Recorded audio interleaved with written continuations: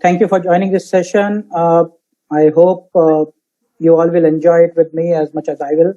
So, good evening to you all, and I hope you are all doing well, staying safe and healthy. With that, let's begin our session. Before that, let me please introduce myself. I am Vishal. I am working as director with Capgemini's Financial Services Global Business Unit. I have 21 years of experience in IT industry, and I've been working in the IT sector in various delivery as well as project management roles. And along this way, throughout this journey, I have learned from my leaders, from my mentors, from my colleagues. And I thought when I was researching for this topic today, I thought it would be a good knowledge sharing that I have gathered over the last few years to share with you all. So that's my objective today. I am sharing my screen. Okay, so the topic I have chosen today to talk to you about is effective communication. And so what are we going to talk about today, right? In effective communication, why is it important? What is the importance of communication? Where do we use it? What exactly is communication in the first place?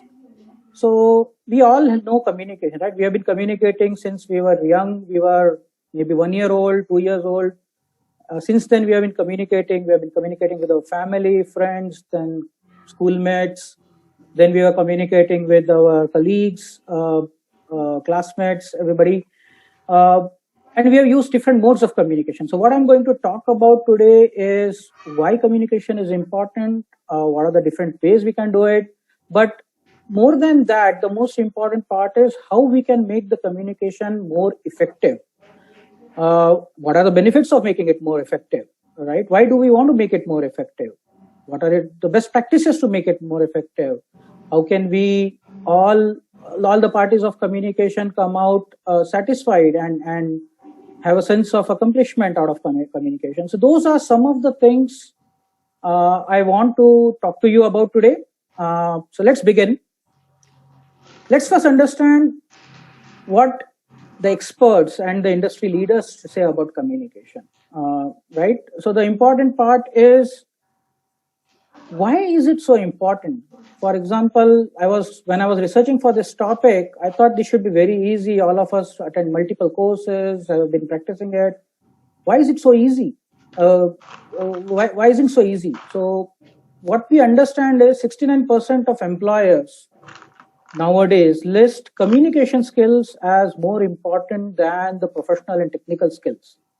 That means if you are an engineer, more than your engineering skills, your prospective employers might be looking at your communication skills, how good you are in communication. When we analyze projects and what went wrong and what went right, what happened in the project, almost 1/3, 28% of the project team members report that communication was the primary cause why we could not succeed as much as we could, right? What were the objectives of the project and we could not meet those objectives. 60% of all employers say that the people who are applying for jobs or for roles in their organizations or their teams are not demonstrating sufficient communication and interpersonal skills. What does that mean? That means that in a team environment, and most of us, believe it or not, are not going to survive alone. We are not going to be in isolation, even though this year, last 1 year, we have been in isolation, but this is not going to continue all the time, right? So communication, talking to other people, interacting with people, getting our point across, getting our message across, understanding others' message, what we can do, what we can learn, it's all through communication. And that's why it is very important. And when it comes to our professional careers, when it comes to our professional lives, when it comes to official work, when it comes to our corporate environment, communication takes a very, very important role, sometimes even more than our core skills or professional skills. So when I was reading about some quotes, a couple of important ones and very useful ones struck me, and I've listed them here. For example, the first one, communication is the human connection. It is the key to personal and career success. Communication is your ticket to success. If you pay attention and learn to do it effectively, it could lead to success, and that is important because and I'm speaking from my experiences. As I said, I have learned from my mentors. When I started off in this industry, I was also a greenhorn, a rookie with a college degree, with good engineering skills, but I did not know how to interact and how to work with people. And that's when, over the period, over the years, my leaders, my colleagues, through interaction with them, I understood that if I have to succeed, irrespective of how best my core professional technical skills are, communication skills are as important or maybe even more important. And I need to learn, practice it, and be effective in it. The last quote here on this page, on the slide, is very, very important, and I love it. So, communication is a skill that you can learn. See, some people are born with good communication skills. They are orators. They are like attract people, audiences, and keep them riveted. But communication is not just for the gifted. It is required for all of us, for all the team members. It's not just for the leaders. It's not just for the managers. It is for everybody in the team. So the most important part of communication is, if you are born with it, if you have this inherent skill, great, you're lucky. But many people may not have that skill. So this is a skill that you can acquire. It's like riding a bicycle. It's like riding or learning to type or any other skill that we learn, right? If you're willing to work at it, if you're willing to improve, you can definitely learn about it and make it a main ingredient in your career success. And that's why I've chosen this topic today about communication. Now, we have all seen about various videos, various leaders talking about communication, the successful people talking about how to do effective communication, how to be successful at it. But why I still chose this topic is that there is a context. When I understand that most of the audience today would be students who are passing out, graduating with various graduation degrees, some team members, some lecturers, some professors. So this is an important topic which I thought I must bring all my experiences together at one place in one session and talk about communication, effective communication from a new perspective, a more experience-based perspective, and that's what I would like to do today. So with that said, understanding the importance of good communication, how it can lead to a successful career, bring success in whatever projects we take, I would like to move forward. So let's first understand what exactly is communication. What do we mean by it? So communication is an exchange of ideas, knowledge, information, data between two or more parties, two or more people. It's an exchange. It's a two-way communication. It's a two-way street. It's not, when it is a single-sided, it is not a complete communication. Yes, that is also one form of communication. But in general world, in the official world, in the professional world, in your careers, in your teams, in your projects, in your assignments, you will see that communication is usually a two-way street, a multi-party street, right? You give some, you take some. That is what typically a communication is. Now, communicating effectively is an art as well as skill, which is developed through continuous practice and experience. What it means is, some people are natural communicators, natural orators, natural writers, and they are born with that skill. Some people, but others can also develop the skill and must develop the skill through continuous practice and experience. So, like I said, when I started off as a professional, as a rookie in this industry, I was good. I was good in grammar. I was good in language. I was good in my technical skills, and that's the feedback I received. But I was not good at effective communication. So this is one skill that I have consciously chosen to continuously improve, continuously work. And I thought that is why this is a good topic to talk to you about today. Why it is so important? Again, when communication is effective, what it means is that it leaves all the parties who are involved in that communication satisfied and accomplished. So what is the measure of effective communication? The measure of effective communication is that all the parties that are involved are satisfied. Their questions are answered. It's a give and take. Somebody gives an opinion, somebody takes an idea, the other party gives a piece of information that becomes part of that communication, and it enriches. So it is an enrichment of all the parties that are involved.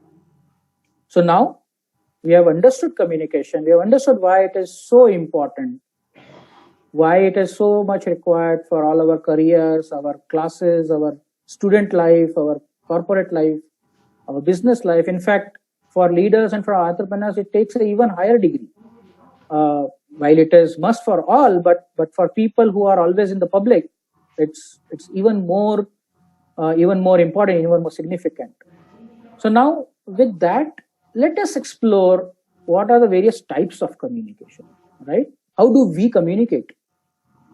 Obviously, we talk to each other when we are in person on the same floor, maybe on the same ground. We talk to each other in the same room, in conference rooms, in our classes. We talk to each other in person. Many a times this communication happens verbally over phone. All that what I'm doing is I'm classifying that as verbal communication because it involves talking either in person or through phone or through a video call. That is also, we can classify that as verbal or oral communication. And that is one type of communication, very powerful, very effective, very useful, and very much required. But there are other forms of communications, like you write your assignment reports. Similarly, in professional careers, we write our project reports, we write our manuals, we write our project documents, memos. We write how a certain product should be designed. What are the design features? What are its specifications? All that becomes part of written communication. Now, a writer must and should be able to effectively put his message in words on a piece of paper, be able to communicate so that the reader is effectively able to understand what is being written, what it means, what is its context, what is its significance, how it should be applied, if it is a user manual, how it should be used. Because unless that communication is effective, one of the parties, either the reader or the writer, may not be satisfied with. And that's what we want to learn to avoid.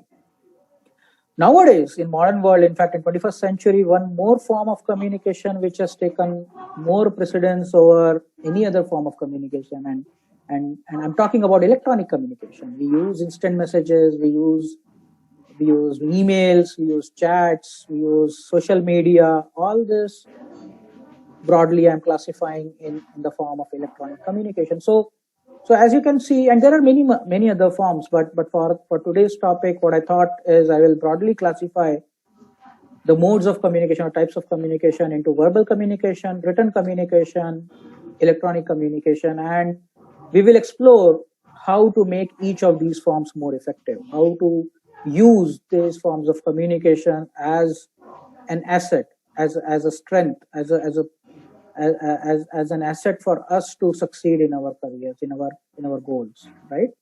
So let's look at them in some more detail. So before that, let's understand what makes a communication.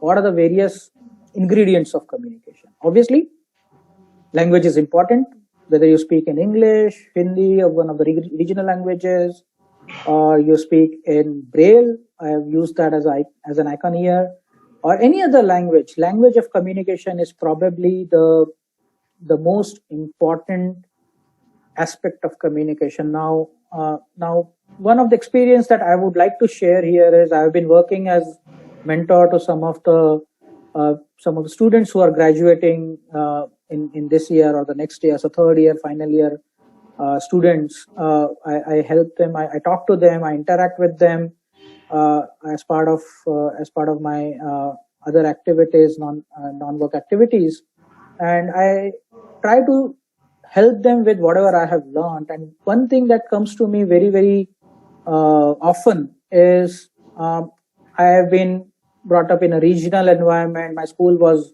a regional language school. I'm trying to learn English. Will it hamper me? So one thing we need to understand is, yes, English is important. English is the global language. Most projects, most interactions across the world happens in English. But that's not the only thing. We can communicate in whatever language we want. We can improve in English. We can improve in other languages. There are various ways of improving. So language is important and important ingredient of communication, and we must have good command over language. But there are other aspects to communication also. So while we are improving in our language skills, we also need to focus on our interpersonal communication. How do we interact with others? How is our tone? How is our responsiveness? How is our listening? Right? Those are interpersonal aspects of communication. Those become very important when we are having face-to-face communication or video calls. Those are also very important. We need to focus that to make our communication overall more effective. Presentations are important part of communication. If in the projects today, when we work with our teams, with our colleagues, we need to present our ideas. We need to take their ideas. We need to provide a plan, and all this happens through business presentations. That is also an important skill to have as part of communication. And finally, if you recall one of the previous slides I mentioned about communication is a two-way effort. It's a two-way street, right? So unless the other party feels satisfied, the communication is not effective. And that's why a dialogue, a negotiation, an understanding to come to a same ground is a very important ingredient of communication. So these are some of the aspects that I feel personally, in my experience, are various ingredients of communication. If we improve each of these, if we work on these, practice how we appear as a person, as a person who is participating in a team meeting, somebody who is on a video call, somebody who is on a phone call, or making a presentation. If we incrementally improve all the time, we become better at communication. That's what I mean by practicing and experiencing various forms of communication and improving on that. So going forward, now we have understood communication, what it is, why is it important, how does it help in success in our career, what are the leaders that are saying. So what makes it effective? How to make it effective? Now, to be a good communicator, one thing is important, that we need to get our ideas and opinions across, right? We need to send a message. We need to impart a message. That is important. But on the other side, what is also very important is to listen to others. When somebody is speaking, active listening is a skill which is a very important skill in any form of communication, to take their ideas. Now, not just hear, and there is a difference between hearing somebody and listening somebody. When we are actively listening somebody, we are taking their ideas in, we are assessing their ideas, analyzing it, applying the significance of those to our thoughts. How does it impact the topic that we are discussing?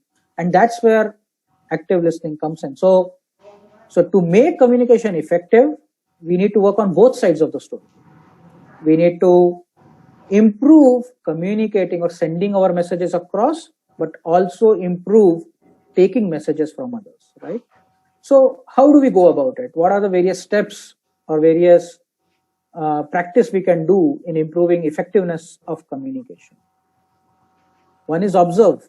Observe who are the parties to communication, what is their perspective, where they are coming from, what do I want to tell them, clarity and brevity of my message, right? If you are going to put an opinion or an idea across, you should have a very clear thought, very clear idea about what you are going to say, because too many messages, too many things together creates a sort of confusion, right? If you're trying to focus on 4, 5, 6 ideas in a single communication, the message gets lost somewhere. So not everybody will take the message consistently across, right? Somebody would probably take item number 1 from your message, somebody might take item number 4, and the one that you want to focus on may get lost in all that. So clarity of the message, clarity of your story, brevity of the message. It should not be too long, so that you can focus on the crux of it, right? I spoke about active listening. When it is a verbal communication, we focus on listening, how we listen to others, absorb their ideas, absorb their views, try to apply that to the topic, enhance and enrich the topic. But if it is written communication, that active listening translates to reading comprehension. There are paragraphs. If you see reports, if you see thesis, right, there would be paragraphs, there would be reports, there would be pages written.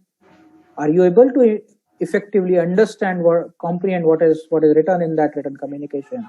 So active listening or reading comprehension becomes an important part to absorb the other's message, right? Then these are some of the key elements. Let me touch upon some of the softer elements or behavioral elements of communication. Are you confident when you are giving a message? Do you believe in that message, right? So if we have studied our topic, if we have understood what message we are trying to send, we have confidence on that topic, and that comes across in communication. A message given with confidence makes much more impact than something you don't believe in, right? Articulation skills, how do you put it across, how do you present it, tone, body language, expressing yourself, right? How do you express a certain idea? You might I'm not saying that you need to be a very elaborate dramatic about it, but there is a way to express. You can get your idea across much more effectively, much more impactfully through use of certain techniques in your communication. Respect and etiquette, respect for the position, for the perspective, all the parties of communication who are coming with, right? Somebody may be coming with a completely contrarian view to what is your view. You need to respect that, listen to it, maybe put your point across, because many times, let me speak from an experience, many times in project happens, there are different views of how a project should be executed, how we can take it, how we can move along, how we can make it more successful. And at the start of the project or in the middle of the project, many times there are differing views on which one is the best method. But none of these ideas, none of these topics should be discarded, right? It should be given its due respect. Then there are best practices, which some people also call etiquettes, how to put your point across through various medium.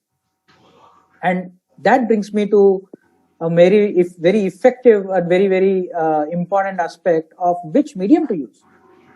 When do you use verbal communication? When should I use written communication? When should we use text messaging? When should we use emails? How to use social media for official communication? So selection of the right medium for the right type of message, for the right context, also improves effectiveness of communication. And that brings a context, that brings both or all the parties of communication closer to the message that you're trying to communicate. Right? So let's talk about mediums of communication, right? And this is where I would like to focus some time today, because what we discussed so far, you may have experienced, you might have seen it, learned about it, but what we see, and as part of my job, as part of a delivery leader in my organization, I come across many people who join the industry after college, after a little experience. We work with junior talent, we work with talent who is coming out of colleges, earning their degrees, joining the workforce. They are all excellent when it comes to technical skills. They are excellent programmers, excellent developers, excellent ideators, designers. They are also very good at language. If you see today, the generation is much ahead in communicating, in language, in socializing, putting the point across. The one thing that I usually tell my new team members and also was told by my leaders is how to use all this medium effectively. For example, in today's corporate office, you will see we use business phone calls, video calls.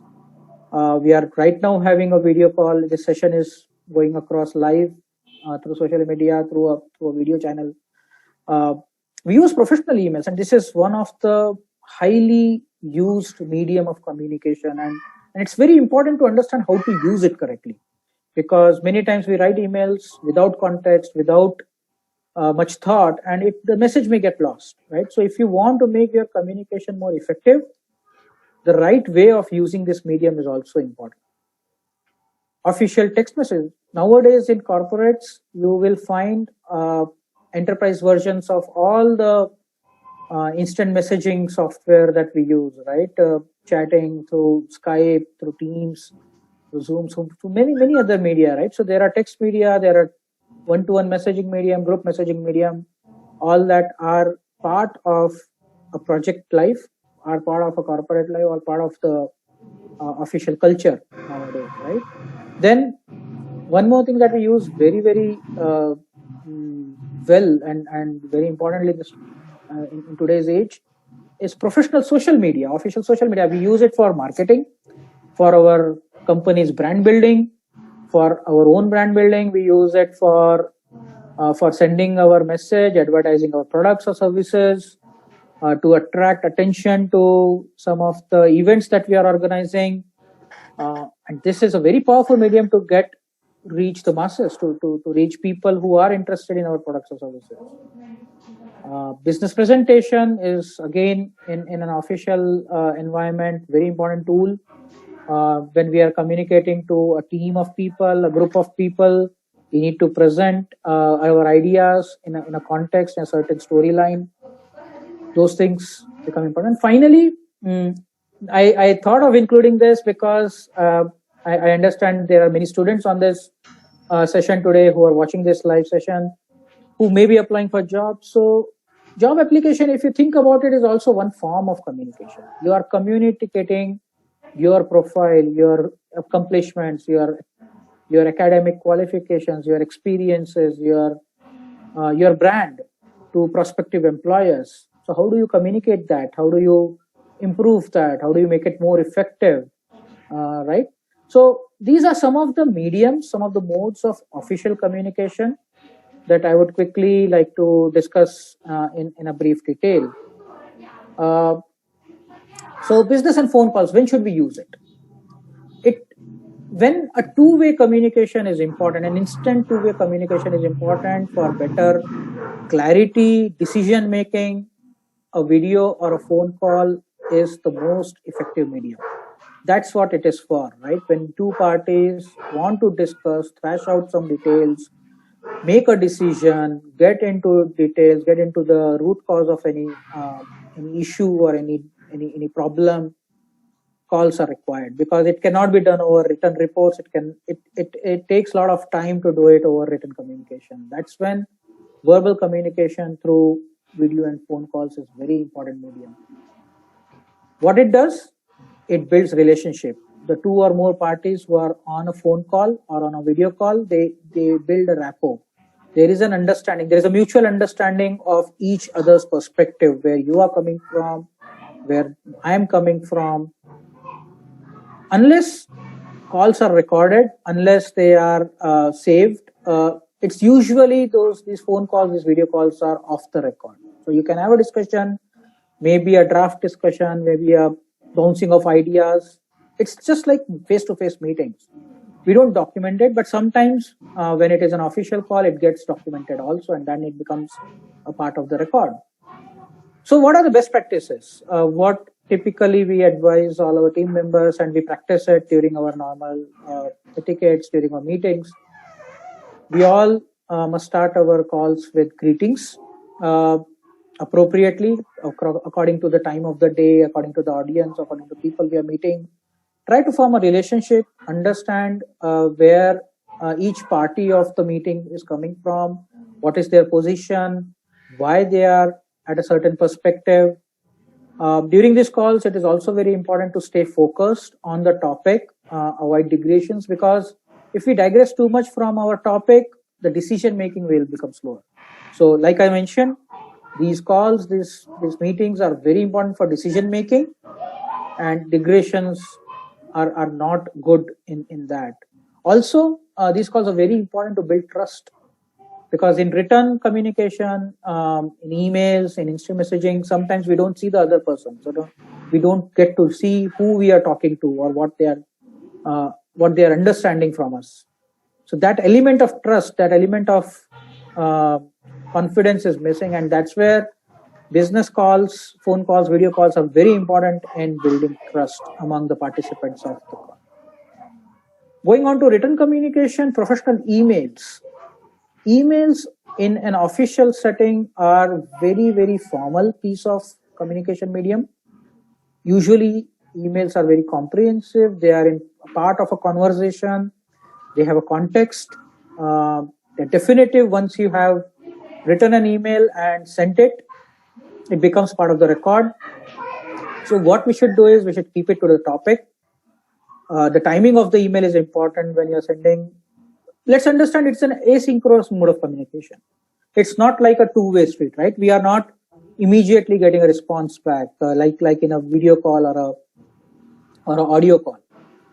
So it's sort of an asynchronous. You send it, then somebody has an opportunity to understand it, review it, and then respond to it, right?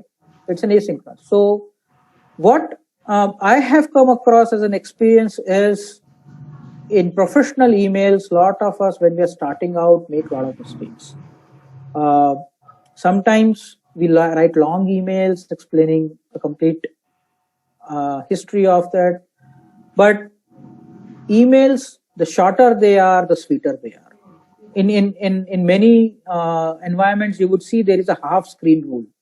An email which can fit into half a screen of your laptop or half a screen of your desktop screen, that's sufficient. We should be able to include the context, the conversation, the background, the message that we want to get across, the topic that we are discussing. If it is more than that, it's better to put it in a document. It's better to put it as an attachment or as a report or as a document, right?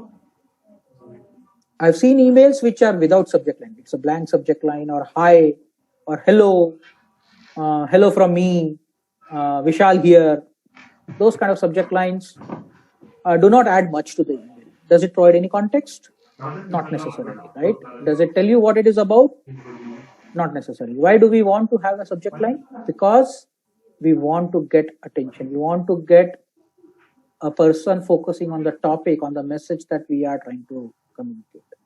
So that is why subject lines are very important. Choose an appropriate subject, maybe 3 or 4 words, a phrase that is sufficient. Long subject lines are not able to be properly read and not comprehensive enough. So limit it to the topic. You appropriately use hyphens or colons to set the context of your subject line. But you definitely use a subject line. Never send an email without a subject line, because I've seen my colleagues, people who will not read an email which is without subject line. Because if you're not thought enough to include a subject line, that means that message is not important. That's a perspective, that's a thought that is prevailing in many people who deal with hundreds of emails per day, right? So they don't go into those emails.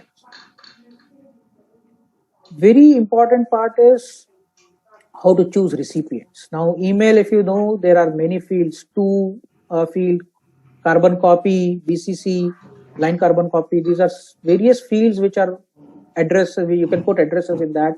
How to choose them?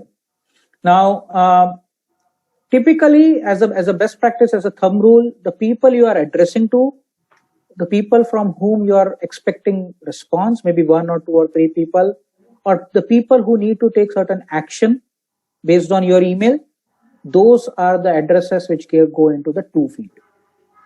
The people who are included for information, like somebody just needs to know that there is such a conversation going on.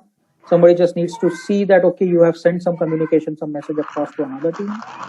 Those people can be put in carbon copy or CC, right? Which means that you are informed, you are copied, but you necessarily do not have to take any action on it. The people in to field, the addresses in to field are the people who might have to take action on it. Again, as a general rule, in official emails, in professional emails, we avoid using blind carbon copy because it's not transparent. The very reason it is blind, or it is a field where the recipients, the to and CC recipients, don't get to see who was blindly copied, that reduces the transparency of the email, and it is not considered a good practice. But this is a feature that we use. When we use it, sometimes we want to keep a copy of that email, want to send it to ourselves, or maybe we want to send it to a team or a person as a matter of record, or there is a duplicate recipient of a certain message. In such cases, in exceptions, using a BCC for the email is useful. But generally, in an official conversation, we do avoid having BCC. Another key element where I see many of the people, even sometimes very experienced people, make a mistake is when to use reply, when to use reply all. Now, you might be aware of these features. The general tendency is either do a reply all, but we need to ask ourselves a question. Do all the people who are recipients of that email need to be replied to? Do they have anything to do with your reply? Should they be receiving your reply? Or should you reduce the number of people who should be on your reply? Consider that next time when you send an email to, for example, in a project team environment, or if you are students in your assignment, if somebody is working with, let's say, part A or a scope A of a requirement, do all the people from part B, part C, part D of that requirement, they need to be aware of what you and that one person is discussing? Not necessarily. So in that case, maybe just a one-on-one reply is a better idea, because many a times a reply all does not have any message or any action or any information for a majority of people who are included on the reply. So that is why consider whether you want to use reply to a specific group. As a best practice, you should always check which recipients you are sending an email to. If you are sending an email to unknown people, stop and check, because you don't want to send any information to others which may not be of their use or may be confidential. Emails, as I said, are a matter of record. So it's always a good practice to use the right tone, a polite tone, start with a greeting, check your grammar, check spelling before sending out, because it doesn't look good if there are errors in your email. And most importantly, appropriately sign off with a good sign off line or thanks, and include your contact information, because the purpose of the email is sometimes to even receive a response. So you should include your contact details, your role, if you're part of a team, if you're working on certain topic, say I'm working with team A or a team B, those kind of things should be included in your signature, so that the recipient of the email knows who you are, where you're coming from. Important topic, that's why I took it at little length. Now, nowadays, we also work with official text and instant messages. It's very rapidly growing medium of communication, and especially the millennials, the people who are joining industry in last 5-7 years have taken very keenly to the text and instant messaging. There are a lot of corporate tools also: Skype, Teams, Jabber, WhatsApp, SMS. These are used as business or official instant messaging tools. But we should also understand that text messages are limited in number of characters we can put in. So you can't put the whole context. You can't put a background. You can't cover your entire message sometimes. Sending multiple messages for a single topic becomes cumbersome. It's also less formal than emails. So there are certain best practices that you should use. See, instant messaging of any kind should be among parties, among people who have already a comfortable relationship. So somebody you have spoken with on phone, you have met in person, or part of your team. That's when you should use instant messaging or a text messaging kind of. Because if you're using it with a stranger, you might not get a response. You might not get the response that you're looking for. So for strangers, a phone call, a meeting, an official email is probably a better medium to use. For instant messaging, probably someone, your teammate who is working on a project with you, that's when it's much more easy and much more comfortable to use text messaging because they already know the context. You don't have to set the context, and in the limited number of characters, you can probably include your message.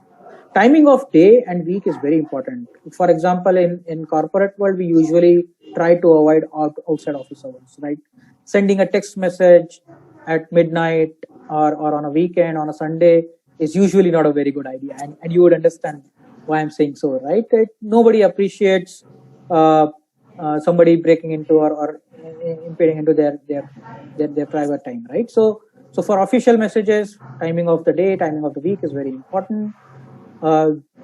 It's very important to avoid any confidential information like your project, like your pricing, or your proprietary information in text message because it is open. It can be viewed. It can be shared across, right?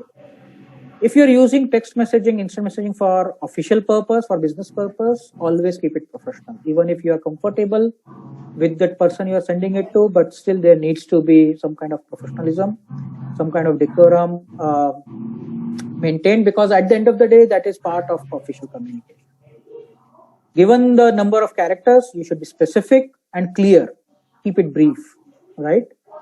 Another thing that I've seen is sometimes people expect a response very, very immediately. See, I saw you are online, so I sent you a message, and now I'm expecting a message from you within a minute. That generally does not happen because people might be busy, they might be working on something else, they might be talking to somebody.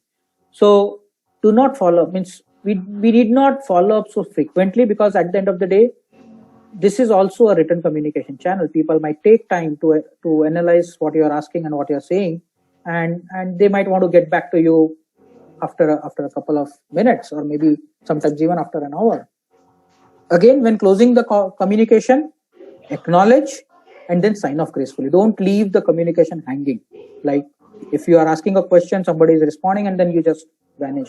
That does not is not viewed very, very favorably in an official environment. Social media usage, we use it for marketing, brand building. On a professional front, individuals use it for our profile, like on LinkedIn. Many of you might be using it for your profile. So use it, very powerful medium. Everybody should use it to the best of ability that they can, right? Because it's a medium where you can reach many people at one go. It's like a networking. People can reach out to you, contact you. Also, as a business, if you're part of a marketing team, you can market your products and services. You can attract attention to your events. If you're organizing a symposium, this is the best way to organize and attract attention. But be true to yourself. If it's your LinkedIn profile, it's your Instagram profile, you should be you. Don't try to be somebody who you are not, right? Because in an official, in a professional environment, being true to yourself is very important, because you need to develop a certain amount of trust and confidence in your authenticity in your work. Include your achievements, badges, certificates, your accomplishments. That's a very good way to display on your LinkedIn profile or something. You should also take part in the discussions, blogs, posts that are happening, maybe on the topics that are of interest to you. If you are a computer programming enthusiast, if there is a new problem or algorithm that has come in, just to participate in it. Try to give your ideas, give a new opinion on the algorithm that people are using. Yes, go ahead, because all the posts that you make, all the blogs that you put on social media, that become part of your personal brand. Endorse others, because that's when others will also endorse you, right? So if you are networking, why are you networking? You are networking so that you are known to people. You want to be known. You want to be known to be good at something, to have certain achievements. So people will endorse you, and they will endorse you. You should also return that favor. Why endorsement is important is because that's how the other people who you want to reach out to know that you're good at something. For example, if you're good at computer programming, if somebody says, let's say Vishal says to you that, yeah, you, Mr. X, is very good at programming, other people will take note of it. Join forums of your interest, but at all time, keep it professional. We should avoid using any derogatory or any unwanted posts on our social media feed. That's a very important perspective. Business presentations, I'll keep it short because there are formal trainings, there are formal sessions available for this topic. You can know more about it, but the most important part about business presentation is when you want to propose or when you want to get your message across to a group of people with clear objectives, right? You should be knowing what you are presenting on. If you are presenting a solution, a new way of achieving an algorithm, a new way of designing a product, a new type of service, you should know what you are saying. So your topic, clear agenda, right? You should have a coherent subject line, you have storyline. You should set a context, get to the topic, and then finish the topic with the conclusion or with the outcome, what you want, or the road ahead, what you want to do forward, right? Use visual aids like slides, videos, charts, graphics or pictures tell 1,000 words, right? So that's always true. Having some kind of graphical representation to your thoughts, your ideas is always much better than writing paragraphs about it. Also, when making a presentation, first impression really matters because the first 3 minutes, 5 minutes, people make an impression about you. So open strong. Generally, to keep the presentation on focus, there is a 10, 20, 30 rule, which means that use no more than 10 pages or 10 pictures or 10 slides. 20 minutes is good enough. And 30 ideas or 30 topics is the rule that we are talking about. So, and always at the end of presentation, be prepared to take questions, because if you're putting a plan across, if you're putting a thought across, people will have questions about it. Finally, one more piece of communication that for students, job applicants in this audience today would be very useful is how do we communicate ourselves, our brand, right? So a very important part of your job profile is your brand statement. Now, you might have seen CVs, resumes, which include objectives. But personally, I'm of the opinion that more than your career objective, your profile statement or your brand statement or who you are and what you have accomplished or what you want to accomplish, that is more important, right? So have a brand statement, have who you are, showcase yourself. That is more important. So I would always recommend using that. Then adjust your CV to be relevant to the job. See, we have a CV, you are a particular skills, you have particular experiences, but every job is different. It's unique, right? Even if you are applying to jobs in the same industry, let's say software industry, IT industry, like which I am part of, but even in my project, there are roles which are different. There are people who perform different roles. So same application, same kind of resume, while you cannot change your skills, you cannot change your experiences, but you can make it more focused. You can highlight the parts which are more relevant to that job and focus more on those, so that the interviewer or the recruiter will directly go to the parts which are more relevant to the job profile that they have set, right? Also, keep it concise, easily readable, but complete summary of your work and academics, right? People like to know what you have worked on. People like to see what you have been good at, what you have studied, right? And include a cover note. With job applications, it's always a good idea to include a cover note explaining why do you feel that you are applying to the job, why do you feel you are fit for the job. So those are important aspects, and you can find more details about how to construct your job applications, how to make it more comprehensive and more effective. There are various media available on internet and other videos also. But finally, most important, all said and done, all media, all modes of communication, all topics that we covered so far, there is still no substitute to a good face-to-face communication in a team environment, working with your colleagues on the office floor, because that form of communication, in my experience, has always been the most effective one. Nowadays, we are facing challenges in that we are not in the same floor, we are not in the same office, we are working remotely, working from home. Even the colleges, the schools, the universities are working remotely. It's difficult, but that is the times we are living in.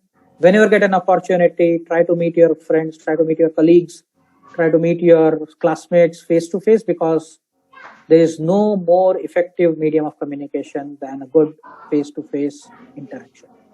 With that, I thank you for your time listening to me.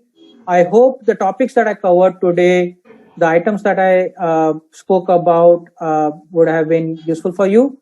If you have any questions, please feel free to ask. I would be happy to take your questions. I understand there is a Google form which is circulated, and I'll go to it now and see if there are questions. Okay, so I see a few questions here. Professor Preeti Jain from Pune is asking on effective teaching and effective communication for online and during pandemic, because everything is online. Yeah, a very important question. Thanks for asking that, Preeti, ma'am. So yes, how can we make it more effective? First thing is always do the sessions or teaching on video calls.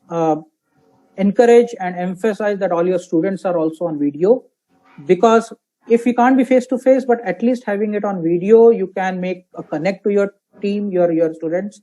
They can relate to you.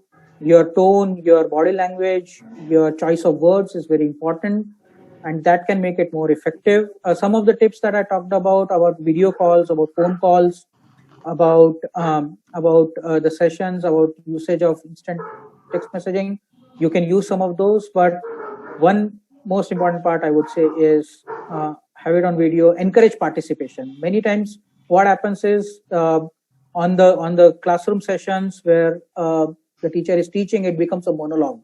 Like I said, communication is a two-way street. So encourage people, leave enough time in your class to let your students ask questions, deliberate, because the most important part about teaching is collective learning from each other. We learn from our teachers, but also from our fellow students. So encourage participation, encourage debate, and that would probably make your online classes more effective.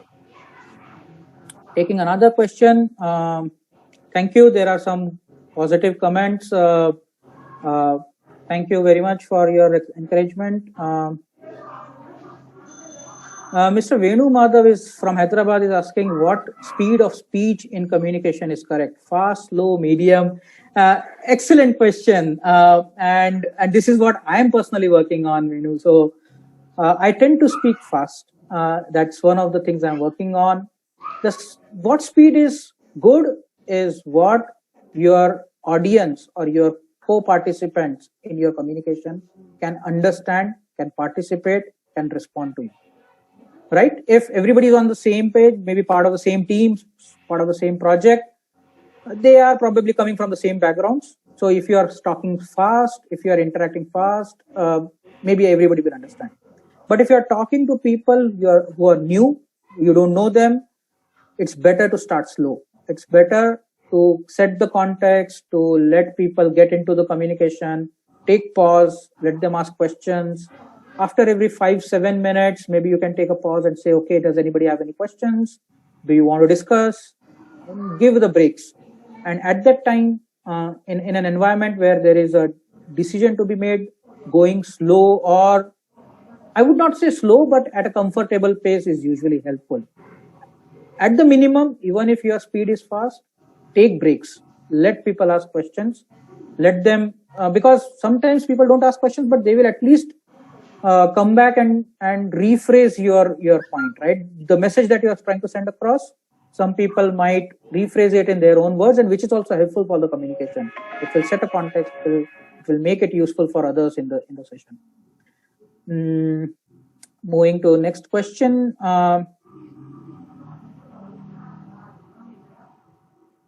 Non-verbal communication skills can be effectively taught and learned from which age onwards? Dr. Babu is asking this question from Mangalore. Very good question, Dr. Babu. We can start when we start to write and read, right? So the key requirement for written communication is when can we write and read. So typically school children who are good at writing paragraphs, who are good at reading, My personal opinion would be that middle school students, they should always have reading comprehension and report writing or story writing kind of assignments that makes them better writers, better communicators in a written form over their future careers as well. So I have a daughter. She is in the 8th grade. She is writing a lot of stories, and I'm encouraging her. Her teachers are encouraging her. It's very important to write. As a teacher, you can probably do a comparative study, let different students comment on it, provide feedback to the writer. So I would say, starting from middle school, but throughout our student life and also throughout our professional careers, writing and then reading it, because just writing it is not enough. After writing, we should also be able to read, comprehend. Is our message getting across correctly? Are we missing the point? Are we losing it somewhere?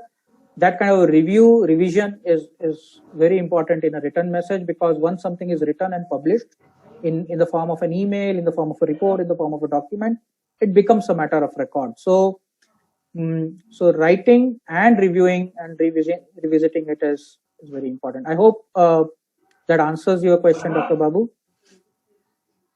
How long does it take to acquire the skill? Very important part. I would say never, but yes, you can gradually improve on it. People become good story writers. Some students may become good story writers by the 8th grade. They write fantastic 5-page, 10-page stories. Some people may not be a good writer at the age of 50. So it all depends on the practice, individuals, how they take to writing skills, what kind of reading they are doing to write. Before writing, I personally believe that reading is more important, because unless you gather or imbibe the knowledge, writing about any topic may not make a lot of sense unless you have your own natural or inherent knowledge about it. So I would say it's a continuous process, but yes, in a 3 to 5 years, you can improve it so effectively that others can understand and comprehend it much better. Aniket Chandelier from Begusarai, sir, we should focus more on communication skills or communication skills in English. Like I spoke about it, Aniket, English is an important tool, but I would say it is a tool. If in your school, if you're in college, if you're in project, any other language is useful, you can use that. But English being a global language, you would come across situations where English is considered the universal language. Some of your co-communicators, co-participants would like to read or listen to your message in English. So yes, practice. Communication skills in English are important, but usually if you see French people, if you see Germans, they are not good at English, but they develop their English to a certain extent that they get their point across. Getting your message across is more important. You see Spanish people, many of them, Japanese people, many of them are not good at English. So my personal belief is, yes, we should work on language, because this is one language which probably half of the world understands. So you can go to more people, you can interact and work with more people if you know English. One of the advantage of India over many other countries is that English is like our second language or third language, right? And where we are very good at. So we get a lot of work, a lot of projects because we are good at English, because some other people may not be as good. So that could be an advantage also, but it's definitely not a bottleneck. You can certainly improve it. You can certainly get your message across. I'll take one more question. A very good question from Avipsa Day. I hope I pronounced your name correctly, from Vadodara. What rituals did you follow to hone your communication skills? Please share some personal anecdotes. So, I was fortunate enough to be educated in an English medium school, so I was always close to English. I read a lot of books, all kinds of books during my student life. Even today, I like to read. That is one medium to use to English, because once you read, You get certain forms, constructs of sentences that increases or improves your thinking in that language, that improves your ability to fine tune your message, that improves your ability to construct your statements, improves your ability to get the message across. So whether it is verbal communication, written communication, reading, even if you want to see debates, if you want to see good quality debates from universities, from you in your college, if you have a uh, uh, humanities department or language department, whether it is English department or Hindi department or your regional language department, participate in those debates. Speaking more will improve. You will make mistakes. Today in my session today, I would have made a lot of mistakes, but after I go back, watch this video, I will probably not make these mistakes again in the next session. So practice it, experience it, learn from it, and that's how you will improve.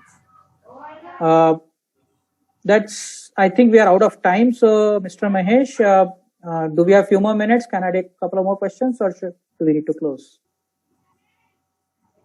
Sir, no need, sir. We can go ahead, sir. No issue. Okay. So I'm seeing a couple of more questions here. Madhurima from Chandigarh is asking, what is the effective communication in senior classroom setting?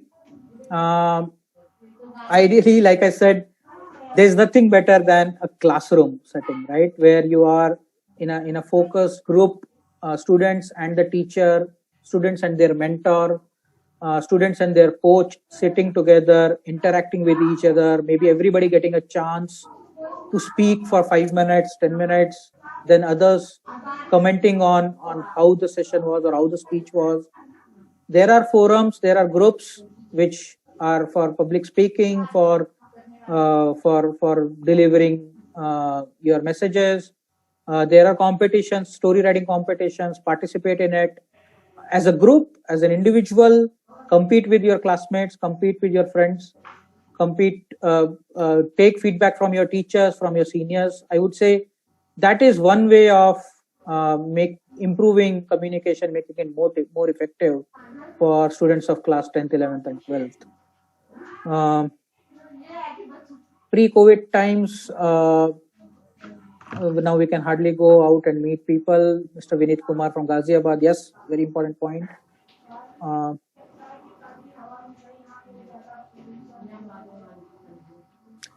I have one more interesting question, and we'll take this one and then probably we'll close. Mr. Digvijay Singh from Dehradun is saying, in this Google era, where almost all of us have access to internet, how sales marketing professionals can practice communication to gain attention of the audience? This is a lovely question, and I would like to close today's session on this question. So Mr. Digvijay Singh, what I would say is, it's again practice, practice, and practice. I'm not a salesperson. In fact, I'm very poor at pitching something to somebody. But if we practice it enough, maybe you can start pitching or selling something or marketing to your colleague, to your person standing next to you. Make a pitch, make a sale. Try to sell him something. Just try to sell your pen to him. Just try to sell your notebook to him. Practice it. Graduate from there, go along. There are various forms you can improve as a sales. You can improve as a pitching. There are techniques involved. There are ways of constructing a story. What I have seen is the best sale is the one where the salesperson or the marketing person is able to convince the sale with a very nice background or story, which convinces the buyer of the importance or of significance of that product or service. So that's my 2 cents on it. I am not an expert in that field, but this was a very interesting question. That's why I thought I would take it. So practice it. Again, the element of any form of communication, whether it is marketing, sales, job application, presentation, is about practicing, experiencing, and learning from it. So we are 5 minutes over the time limit. I would like to thank you all for listening to me today. I hope I was able to provide some experiential anecdotes and tips to you. Hope this was useful. Wish you all a very good evening, and thank you. Thank you, Mahesh. Thank you, NPTEL.